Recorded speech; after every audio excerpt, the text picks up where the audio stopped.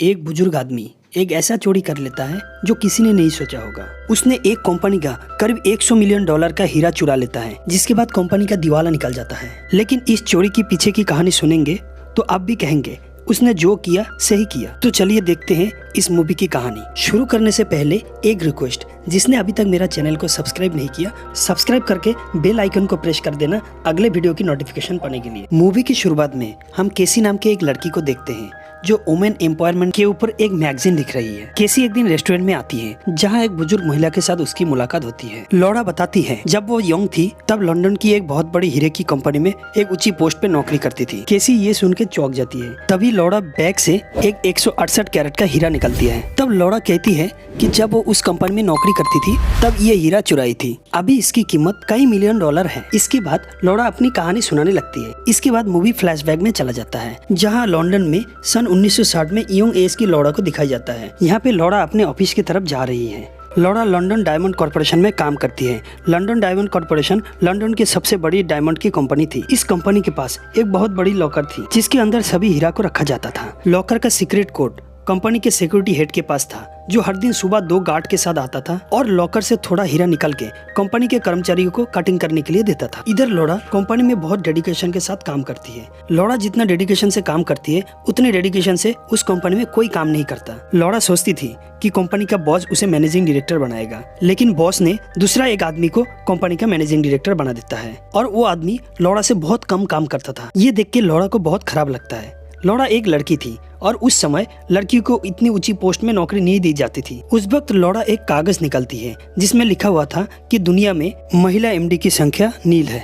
लौरा उस कागज को फाड़ देती है और दूसरा एक कागज निकालती है और खुद का मोटिवेशन बढ़ाने के लिए उसमें लिखती है कि होप मत छोड़ना, तुम भी एक दिन जरूर बनोगे, और उसे एक लिफाफे में बंद करके अपने दराज में रख देती है। हर दिन जैसा उस दिन भी लौरा बहुत देर तक काम करती है। उसी वक्त उसके रूम में हॉब्स आता है रूम सफाई करने के लिए। लौरा हॉब्स के साथ अच्छी व्यवहार करती थी और हॉब्स हर दिन नाइट शिफ्ट में उस कंपनी में सफाई के लिए आता था। लौरा काम खत्म करके अपने घर वापस होती है। दिन ब दिन उसे जैसे अंडर एस्टिमेट किया जा रहा था, लौरा उसके बारे में सोचती रहती है। दूसरा दिन उसकी मुलाकात उसके एक पुराने दोस्त के साथ होती है। वो दोस्त उसे अपने बैंक में जॉब के लिए ऑफर करता है। उसके बाद लौरा अपने ऑफिस में आती है और ड्रॉयर से वो कागज निकालती है जिसमें लिखा था कि तुम जरूर जीतोगे। लेकिन वहाँ लौरा को कागज के अलावा एक मूवी टिकट मिलता है और उस कागज के नीचे लिखा हुआ रहता है तुम नहीं जीतोगे। ये देख के लौरा घबरा जाती है। लौरा को पता नहीं चलता कि ये किसने लिखा है, इसीलिए लौरा मूवी टिकट लेके उस अनजान आदमी से मिलने के लिए मूवी देखने जाती है। लेकिन थिएटर में जाके लौरा हॉब्स को देखती है। हॉब्स को देख के लौरा वापस जाने लगती है। तब हॉब्स उसको आवाज देता है और कहता है कि उस कागज ने हॉब्स ने ऐसा लिख के रखा था। हॉब्स लौरा को कहता है कि तुम बहुत दिन से इस कंपनी में काम कर रही हो, लेकिन फिर भी तुम्हें अंडर एस्टिमेट किया जा रहा है, तो चलो हम दोनों मिलके इस कंपनी से हीरा चोरी करते हैं। ये सुन के लौरा घबरा जाती है और कहती है आज नहीं तो कल कंपनी उसे अच्छी पोस्ट जरूर देगी। लेकिन हॉब्स बोलता है कि ऐसा कभी नहीं होगी, बल्कि कंपनी तुम्हें निकालने की प्लान कर रही है। एक दिन मैं जब बॉस के रूम में सफाई कर रहा था तब उन्हें ऐसे बात करते हुए सुना था।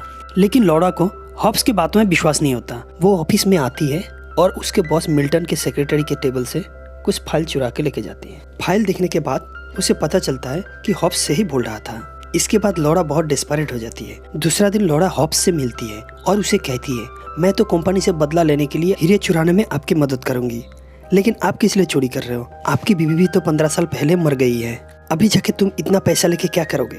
हॉब्स समझ जाता है कि लौरा उसके बारे में सब जान गई है, लेकिन हॉब्स लौरा को कोई जवाब नहीं देता है। इसके बाद लौरा हॉब्स के घर में जाती है। हॉब्स लौरा को चोरी की प्लानिंग समझाने लगता है।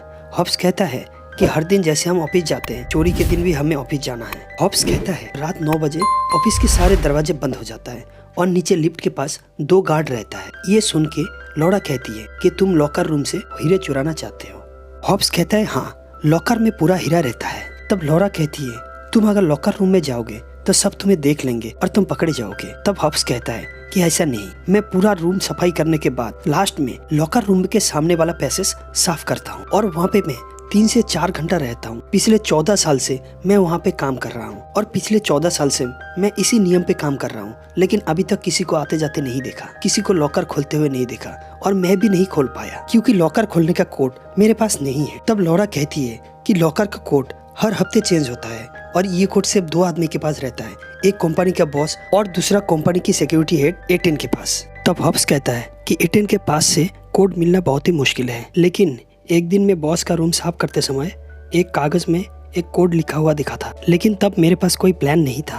फिर उसके बाद से मुझे ये कोड कभी नहीं मिला। इसके बाद लौड़ा बोलती है कि तुम मुझसे क्या चाहते हो। तब हॉब्स उसे एक पार्टी का इनविटेशन कार्ड निकाल के देता है और कहता है तुम ये इनविटेशन कार्ड लेके कंपनी के बॉस मिल्टन के घर में जाओ। मुझे यकीन है मिल्टन उसके स्टडी रूम में ये सिक्योरिटी कोड छुपा के रखा है, तुमको बस वहाँ से उस सिक्योरिटी कोड को चुरा के लाना है। लौड़ा कहती है तुम सिक्योरिटी कोड से लॉकर खोलने के बाद भी हीरा नहीं चुरा पाओगे, क्योंकि अगर तुम्हें कोई देख लेगा तो तुम वहाँ से बाहर नहीं निकल पाओगे। तब हॉब्स लौड़ा को एक थर्मस दिखाता है और कहता है इस थर्मस के अंदर हीरा छुपा के लेके आऊंगा। लौड़ा को ये प्लान अच्छा लगता है और वो सिक्योरिटी कोड चुराने के लिए मिल्टन के घर जाती है। मिल्टन के घर में पार्टी में जाकर देखती है कि मिल्टन सिनक्लियर नाम के एक आदमी के साथ बात कर रहा है। सिनक्लियर वही आदमी है जो इस डायमंड कंपनी का इंश्योरेंस का जिम्मा लिया है। लौड़ा मिल्टन के स्टडी रूम में चली जाती है और वहाँ जाके सिक्योरिटी कोड ढूंढने लगती है और कुछ ही देर में लौड़ा को एक आदमी का पैर की आवाज सुनाई देती है। लौड़ा देखती है कि मिल्टन अपने स्टडी रूम की तरफ आ रहा है।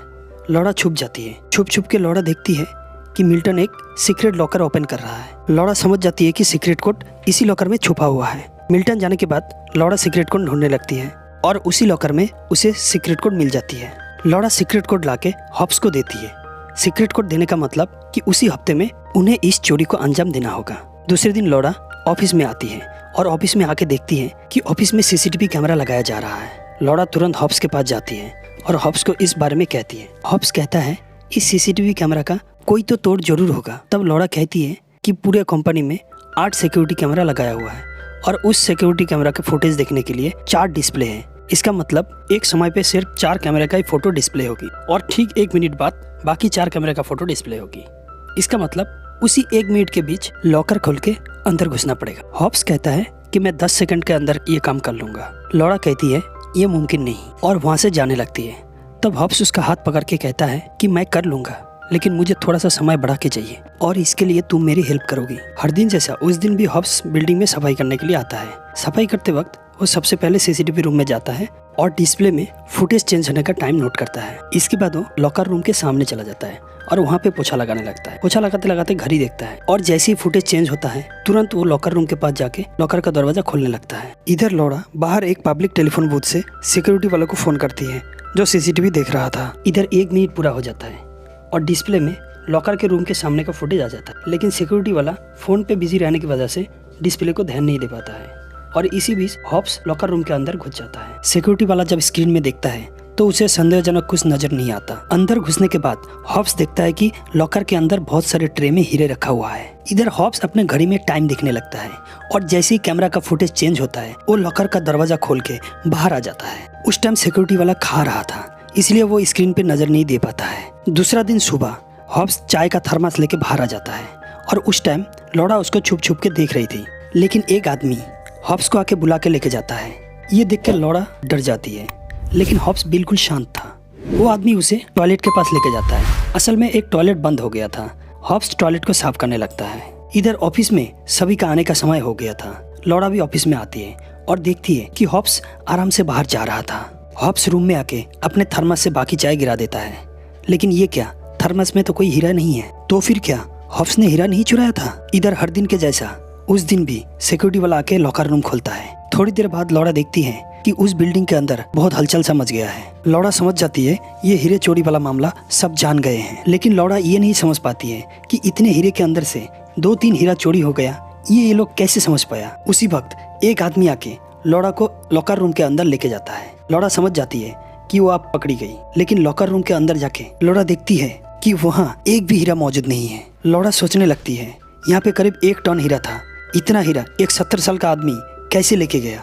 ये ले जाने के लिए कम से कम एक ट्रक की जरूरत पड़ सकती थी, और नहीं तो दीवार काट के या तो फिर सुरंग खोद के बाहर निकलना पड़ता था। इधर कंपनी वाला इस चोरी के मामले को गुप्त रखने के लिए बोलता है और इन्वेस्टिगेशन के लिए एक डिटेक्टिव को हायर करता है। उस डिटेक्टिव का नाम था फिंस। इधर लौड़ा हॉब्स से मिलती है और उसे पूछती है कि तुमने ये चोरी कैसे किया, लेकिन हॉब्स लौड़ा की बात का जवाब नहीं देता है। हॉब्स और लौड़ा को बात करते हुए फिंस देख लेता है और हॉब्स को इंटरोगेशन के लिए अंदर लेके जाता है। उस टाइम स्टोरेज की प्रॉब्लम की वजह से सीसीटीवी फुटेज सेव नहीं हो पाया था, जिस कारण से चोर को पकड़ना मुश्किल हो रहा था। लौड़ा को ये सब कंफ्यूज लगने लगता है और वो हॉब्स से मिलने के लिए एक रेस्टोरेंट में जाती है। लौड़ा हॉब्स से पूछती है कि तुम इतना हीरा कैसे चुराया और ये सब कहाँ रखा? तो हॉब्स लॉरा से कहता है कि तुम इस बारे में बिल्कुल चिंता मत करना, समय आने पर तुमको सब कुछ पता चल जाएगा। इधर कंपनी के मालिक मिल्टन के पास बॉयल नाम का एक आदमी आता है और उसे एक चिट्ठी देता है और बोलता है कि मेरा क्लाइंट तुम्हें सब हीरा वापस कर देगा, लेकिन इसके बदले तुम्हें $100 मिलियन देना पड़ेगा, वो भी 48 घंटे के अंदर, नहीं तो तुम्हें हीरा और वापस नहीं मिलेगा। ये बॉयल एक्चुअली हॉब्स को नहीं जानता था। हॉब्स और बॉयल बस फोन पे ही बातचीत करता था। बॉयल मिल्टन को प्रूफ के तौर पर एक हीरा देता है। इधर डिटेक्टिव फिंस एक एक करके कंपनी के सबको इंटरोगेट करने लगता है। फिंस लॉरा को भी इंटरोगेट करता है और पूछता है कि हॉब्स के साथ तुम्हारा क्या रिश्ता है, क्योंकि उस दिन तुम दोनों को बात करते हुए देखा था। तब लॉरा झूठ बोलती है और कहती है कि हॉब्स ने मेरा अच्छे से रूम सफाई नहीं किया था और मैं उसी बारे में उससे बात कर रही थी।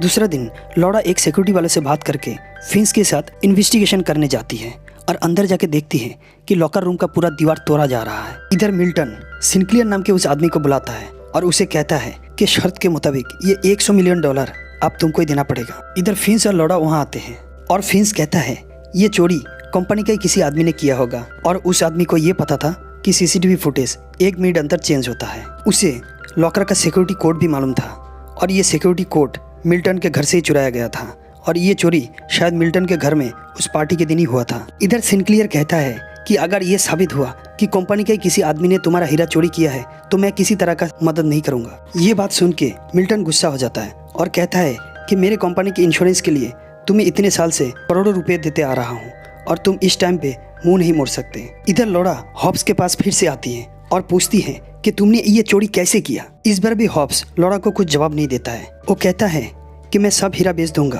और जो पैसा मिलेगा हम दोनों बांट लेंगे। तब लॉरा कहती है कि तुम इतना हीरा नहीं चुरा सकते, अगर तुमने ऐसा किया तो हम दोनों फंस जाएंगे। इधर फिंस को लॉरा के ऊपर शक होने लगता है क्योंकि उसे पता चलता है कि हॉब्स और लॉरा चोरी से पहले काफ़ी बार मिले थे।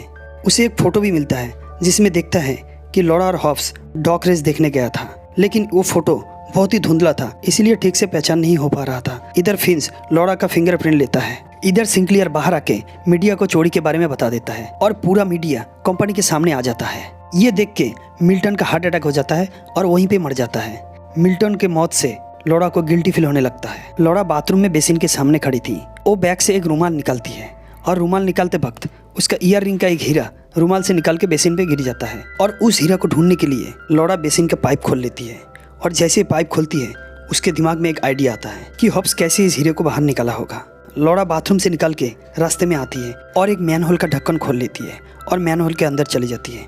कुछ देर जाने के बाद उसे हॉब्स मिलता है। हॉब्स कहता है कि आखिर तुम्हें हीरे का पता चल गया। तब लॉरा कहती है कि तुम्हारे ये चोरी की वजह से मिल्टन मर गया, अब जब मिल्टन मर गया तुम्हें और कोई पैसा नहीं मिलेगा। तब हॉब्स कहता है कि मेरा उनके साथ बातचीत हो गया है, 1 घंटे के अंदर वो मुझे $100 मिलियन दे देंगे। ये बात सुन के लॉरा हॉब्स के ऊपर हमला कर देती है और वहाँ से भागने लगती है। कुछ देर जाने के बाद लॉरा गिर जाती है और वहाँ पे उसे एक बड़ा सा हीरा दिखाई देती है। लॉरा उस हीरा को लेके अपने जेब में डाल लेती है और वहीं पे बैठ जाती है और वहाँ पे हॉब्स आ जाता है। हॉब्स कहता है क्या तुम जानना चाहती हो कि मैंने ये चोरी क्यों किया? लॉरा कहती है हाँ। तब हॉब्स कहने लगता है कि मैंने ये चोरी अपने वाइफ के लिए किया। मेरी वाइफ 15 साल पहले मर गई, उसे कैंसर हो गया था। कैंसर शुरू में ही पकड़ा गया था और डॉक्टर ने कहा कि इलाज करने से यह बच जाएगी। मैंने एक मेडिकल इंश्योरेंस कराया था और ये इंश्योरेंस का पैसा लेने के लिए मैंने इंश्योरेंस कंपनी के पास गया, लेकिन कंपनी वालों ने कहा कि तुम्हारी वाइफ का कंडीशन अभी सीरियस नहीं है इसलिए तुम्हें पैसा नहीं मिल सकता। ये इंश्योरेंस कंपनी सिंक्लियर का था। सिंक्लियर ऐसे ही लोगों से पैसा लेके अमीर बना। तब लॉरा कहती है कि सिंक्लियर इस डायमंड कंपनी के इंश्योरेंस का जिम्मा लिया है और तुम 15 साल से इंतजार कर रहे हो सिंक्लियर से बदला लेने के लिए। तब हॉब्स कहता है हाँ, मैं 15 साल से यही सोच रहा था कि कैसे सिंक्लियर से बदला लिया जाए। इधर चोरी की बात जो सिंक्लियर ने मीडिया को बता दिया, कंपनी वाला जान जाता है और कंपनी वाला आके सिंक्लियर पे दबाव डालता है पैसा देने के लिए। मिल्टन का लड़का सिंक्लियर को कहता है कि अगर तुमने पैसा नहीं दिया तुम्हारा सभी गलत काम का मैं पर्दाफाश कर दूंगा और तुम रास्ते में आ जाओगे। उसके बाद सिंक्लियर को $100 मिलियन देना पड़ता है। पैसा देने के बाद सिंक्लियर बिल्कुल भिखारी हो जाता है और वो एक रूम में अपने आप को बंद कर लेता है और अपने सिर पे गोली मार के सुसाइड कर लेता है। अब हॉब्स बताने लगता है कि उसने ये चोरी कैसे किया। हॉब्स कहता है कि मैं सिर्फ एक बार लॉकर रूम में नहीं घुसा था, ये काम करीब मैं 100 बार किया था